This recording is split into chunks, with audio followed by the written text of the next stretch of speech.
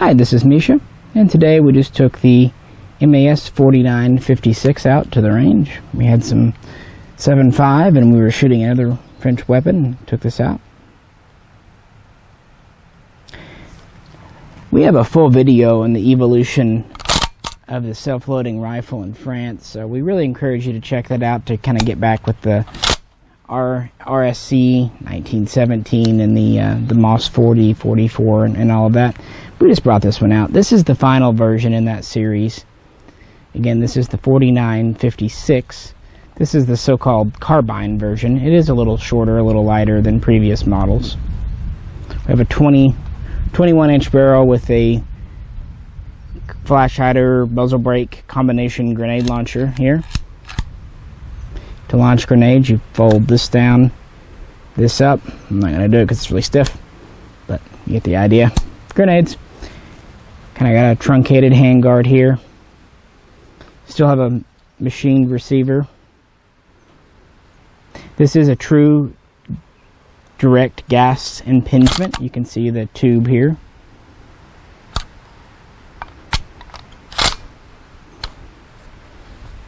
Adjustable rear sight.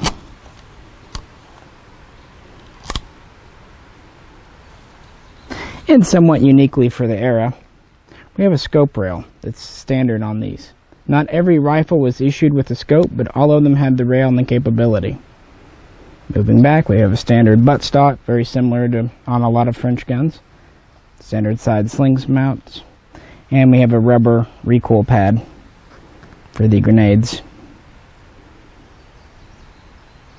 Now this still fires the 7.5 by 54 French cartridge. It feeds from detachable 10-round mags. You can either load the mags or you can use stripper clips. Now interestingly, they latch on the side externally, kind of like a clothespin. Now we do have a safety.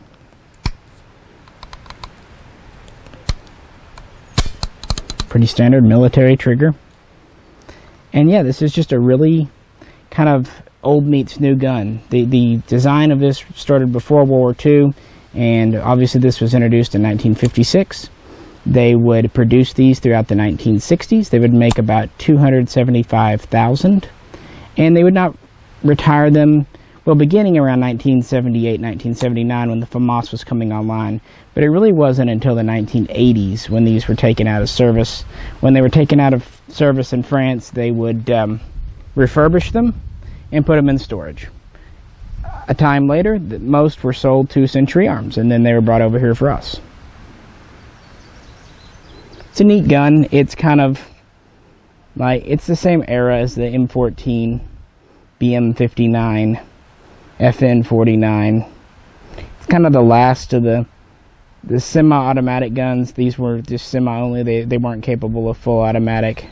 So I guess in a way it was kind of a forerunner to the M14. But you get the same idea. The M14 is really a takeoff of the Garand, and it was adopted in 1957. But yeah, I brought out a few accessories to show with this guy. Grab this here. We have a bayonet.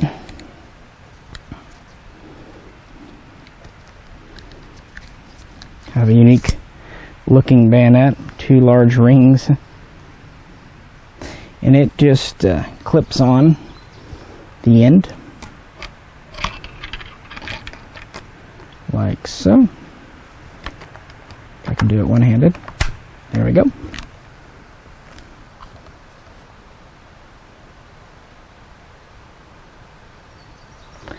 We also sit down there.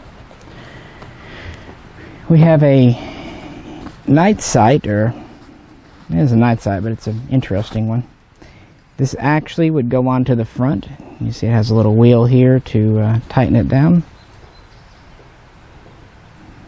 Rear and front. Has cutouts for the muzzle brake. Just kind of an early night sight setup. Of course, this one's long dead.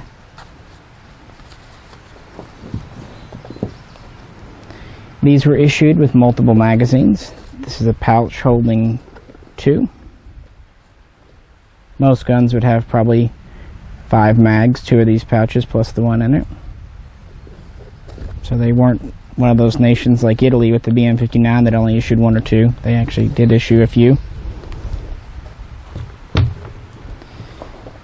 We have a spare parts belt kit that commonly came with these and shipped with these. Got cleaning supplies as well as some spare parts like firing pin and extractor.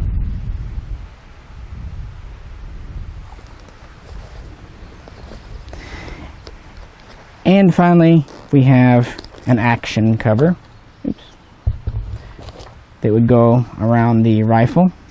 It's kind of an interesting system. It just goes around it. Has this tab to tighten it. Kind of laces over.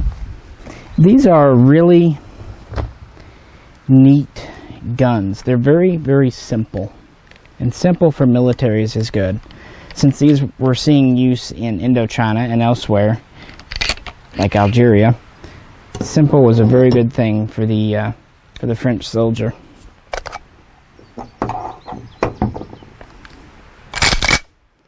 To disassemble, we just press down back here, push your top cover forward, your mainspring and top cover, oops, come off. Then you drop it on nearly the ground.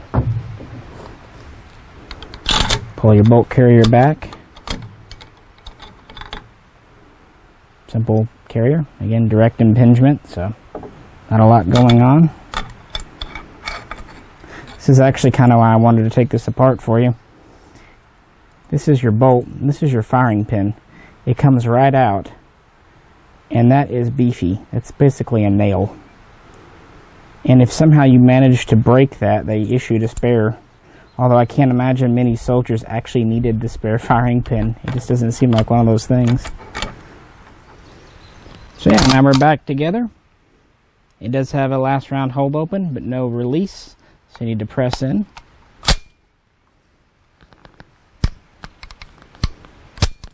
And that is pretty much the MAS 4956. Again, they made just over 250,000 in France throughout the late 50s and 60s, and they saw pretty extensive combat use. They're just not too well known in America, but they're not super expensive, and they're extremely well machined guns for what they are. The receiver and everything, the wood's nice. Again, these were in 7.5. If you're looking to buy one and it's marked 308, that was a conversion done by Century Arms. I encourage you to read up on them before purchasing. I'm not going to say anything more, just read up. But yeah, just brought this out today. Thought it would be a unique gun you don't see too many videos on. If you have any questions or comments, please post them below. We really appreciate you tuning in. If you liked the video, please click. If you haven't subscribed yet, we'd really like you to do so if you could. And as always, this is Misha, and we'll catch you next time.